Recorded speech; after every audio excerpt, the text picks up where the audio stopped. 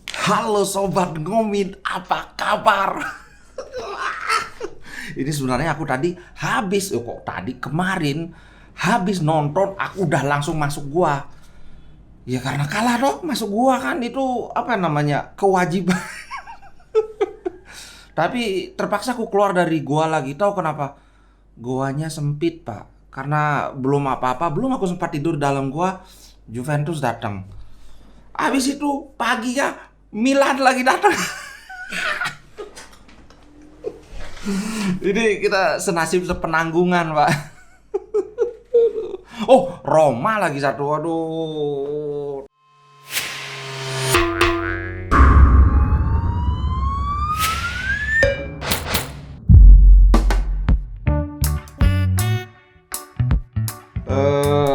Aduh.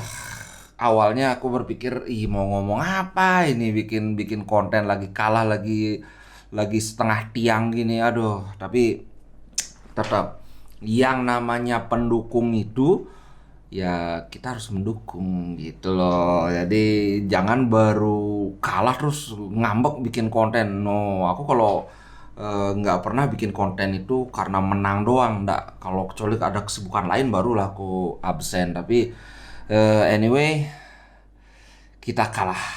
Hal pertama yang aku mau lakukan adalah memberikan respect terhadap Udinese. Salut banget. Bisa dibilang kita kalah segala-galanya dibandingkan Udinese.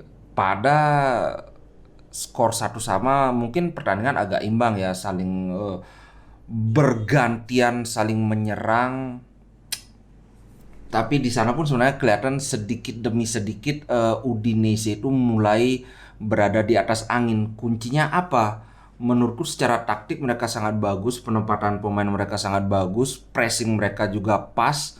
Aku melihat pressing mereka tidak terlalu ketat, tidak seketat Torino, tapi pas banget lah. Ibaratnya beli rujak nggak terlalu pedas tapi nampol banget kan. Kemudian pemain-pemain Udinese itu hampir semua bermain bagus. Ini man of the match-nya kalau berdasarkan SofaScore itu Gerard Deulofeu. Ini memang gila, dia mengacak-acak pertahanan kita. Dari sisi Inter ya, aku nggak mau terlalu banyak membahas Udinese ya kan, ngapain membahas musuh. Kita bahas dari sisi Inter. Sebenarnya tidak semua pemain Inter bermain jelek. Dan harus diakui, aktor utama dari kekalahan Inter itu siapa? Inzaghi, Pak. Simone Inzaghi. Aku selama ini tetap paling mungkin YouTuber yang paling getol menjadi lawyernya Inzaghi kan. Karena semua udah pada Inzaghi out, Inzaghi out, Inzaghi out aja. Tapi eh, untuk kali ini harus diakui memang parah sih. Dari segi starting line up, aku nggak ngelihat ada masalah yang terlalu bisa dikritik dari starting line up aja. Mungkin Dumfries saja karena Dumfries sudah kelelahan tapi dipaksain main. Oke lah, Dumfries pun sebenarnya nggak terlalu jelek juga, dia dapat hampir ngegol kan, sundulan dia cuma satu jari aja di atas tiang gawang. Di sini dia dikasih 6,6. Yang paling kecil nilainya pemain Inter itu tahu siapa? Milan Skriniar, Pak, 5,8. Menurutku yang harusnya paling kecil dapat nilai itu De Vrij sih. Berapa kali dia kalah berduel, salah mengantisipasi bola. Ini aduh. Kita bahas masing-masing pemain dulu ya. Zeko tampil bagus, Barella tampil bagus, Brozo tidak istimewa tapi ya cukup bagus lah. Dia cukup bisa mendikte tempo di lapangan tengah walaupun masih belum juga kembali ke performa terbaik dia di musim lalu. Kemudian Acerbi juga lagi-lagi main bagus.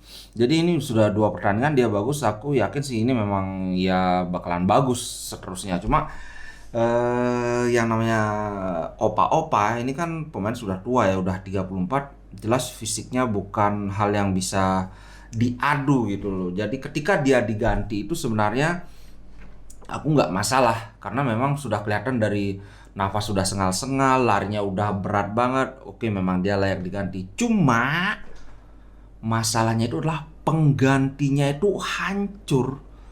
De Vrij padahal umurnya baru 30, tapi dua gol Udinese, gol penentu kemenangan dan gol terakhir pengunci kemenangannya itu dua-duanya berawal dari si De Vrij. Pertama yang corner itu, dia bola yang mestinya bisa dibuang ke arah samping, tahu dibikin corner sama dia. Terus pas aku nonton, aduh tadi tuh kalau corner, ih ternyata beneran gol pak. Kemudian yang gol terakhir dari Udinese juga dia duel sama siapa itu ya, aku lupa. Akhirnya dia berusaha buang bola tapi gagal. Akhirnya si De La Veo asis lagi. Asisnya ke sayap kanan, bukan sayap sih, sektor kanan Inter, sektor kanan pertahanan Inter itu yang 1 lawan 2. Ada 2 pemain Udinese, ada cuma 1 pemain Inter. Aduh. Oh, kembali lagi ke Inzaghi. Paling parah memang kesalahan Inzaghi kemarin malam itu. Pertama, menggantikan 2 pemain sekaligus saat pertandingan baru berjalan 30 menit. Oke, kita tahu Inzaghi itu paling takut kalau ada pemainnya yang kena kartu kuning kan. Nah, biasanya itu babak kedua baru diganti. Ini kok baru setengah jam sudah diganti. Padahal menurutku sepanjang yang aku lihat itu nggak jelek-jelek amat mainnya Bastoni, mainnya si Mkhitaryan nggak jelek-jelek amat. Bahkan sesaat sebelum diganti itu si Bastoni itu kan lepas tendangan volley yang oke banget, cuma sayang bisa ditepis kan. Dan ya Bastoni ngamuk-ngamuk pak diganti. Ya jelas aku ngerti banget sih kenapa Bastoni kesel banget, karena selama ini dia kan underperform. Nah, tadi itu kelihatannya dia akan performanya itu bagus, kelihatannya loh. Tapi tahu-tahu baru setengah jam udah diganti. Woi, ngamuk besar. Kemudian Mkhitaryan itu sudah kita kehilangan 2 pemain. Ini sangat layak dikritik, walaupun setelah 1-1 itu sebenarnya pertandingan ya cukup imbang ya menurutku. Nah, kemudian bukan sekedar pergantian pemain itu aja yang bermasalah, tapi siapa yang masuk itu bermasalah. Di Marco masuk, oke lah, Di Marco dimasukin jadi center back, kita perlu menyerang. Di Marco kan sangat menyerang, oke, bisa dipahami. Tapi Gagliardini, wadaw, Mkhitaryan ini adalah tipe pemain yang punya kreativitas tinggi, mungkin setara dengan Hakan Calhanoglu. Kenapa diganti Gagliardini? Walaupun kita sama-sama tahu ya, Gagliardini itu memang punya keistimewaan tersendiri, yaitu susah ditebak. Susah ditebak kawan, terutama kemarin tenggelam bener. Fungsinya apa nggak jelas. Ya, anyway, Gagliardini is Gagliardini. Kita nggak bisa terlalu apa ya. Sudah tahu pemain goblok ya dimainin ya, yang mainin yang ini yang salah bukan pemainnya kan. Sebenarnya aku berharap Aslani main.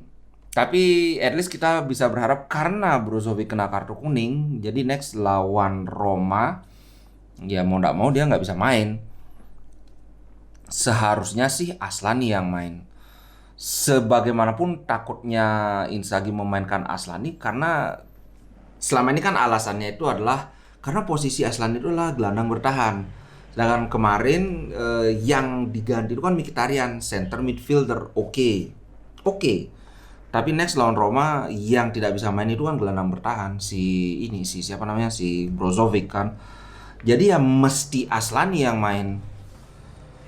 Itu. Kemudian masalah acak-acak trio center back. Kalau kawan-kawan mungkin ada yang menyadari ada 4 kali perubahan skema center back kita. Pertama itu kan Acerbi di tengah, Bastoni di kiri, Skriniar di kanan. Kemudian ganti pemain. Jadi sekarang kombinasinya adalah Di Marco, Acerbi. Kemudian Skriniar. Kemudian diganti lagi, si Di Marco didorong ke depan, Acerbi didorong ke kiri, Skriniar ke tengah, Ambrosio di kanan. Habis itu Acerbi habis. Sekali lagi aku mengerti Acerbi memang udah habis, dia udah kecapean, kelelahan, ya layak dia diganti. Tapi yang terjadi itu ternyata Acerbi diganti De Vrij. Dan Parahnya The Fry, aduh. Kayaknya kemarin tuh salah satu penampilan terburuk The Fry sepanjang berseragam Inter. Parah banget. Dan kalau kawan-kawan memperhatikan di replay ketika The Fry apa istilahnya ya, berduel dengan lawan, itu kelihatan raut mukanya tuh panik. Ini kayaknya pemain udah kena mental. Kalau pemain sudah kena mental kayak gini, ini bakalan lama pulihnya. Ini bukan masalah fisik ini. Sama kayak si Gosens. Gosens itu bukan masalah fisik halangan dia, tapi memang mental dia itu masih takut cedera lagi, belum percaya diri untuk mendribble bola. Aduh, nggak usahlah kita mengharapkan The Fry untuk bangkit lagi. Itu dari segi ini ya, trio bertahannya ya. Semestinya aku melihat Di Marco itu nggak usah didorong ke depan. Ketika misalnya Bastoni itu diganti, ya udahlah. Walaupun Bastoni diganti itu juga tanda tanya kan. Ya udah diganti Di Marco. Kemudian tengah ACRB, kanan Milan Skriniar. Ketika berganti lagi, geser aja Skriniar ke tengah, di kanan D'Ambrosio.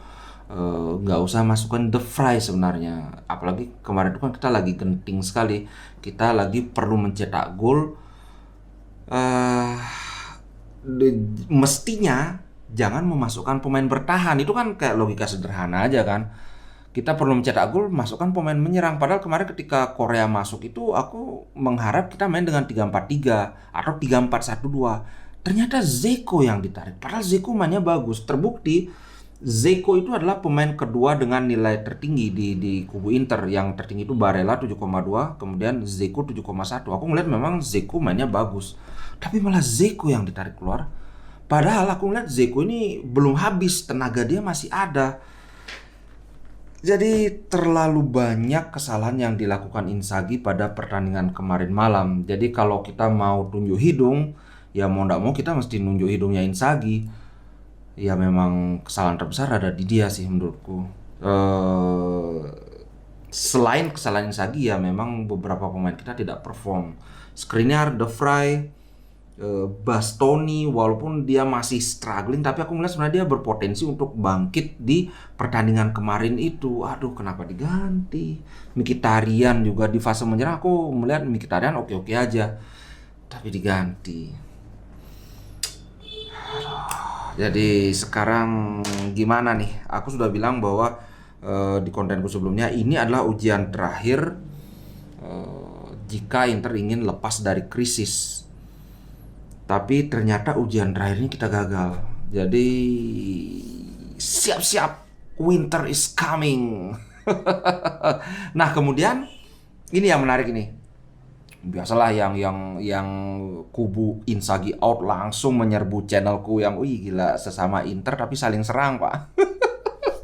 Ya udah kita terima aja. Wah sampai ngegoblok-goblokin segala. Tapi aku oke lah, mungkin yang paling parah ini, paling parah. Ada yang ngomong Inter mesti degradasi, jadi belajar main bola di Serie B. Gila, ini pendukung Inter ngomongnya Inter mesti degradasi. Dia mendoakan semoga Inter degradasi. Aku nggak ngerti, kayak oke, lagi emosi kan, Inter kalah, tapi seemosi-emosinya masa sampai mendoakan tim yang didukung itu supaya degradasi. Ini dapat ilmu dari mana gitu loh, belajar sepak bola di Serie B gitu.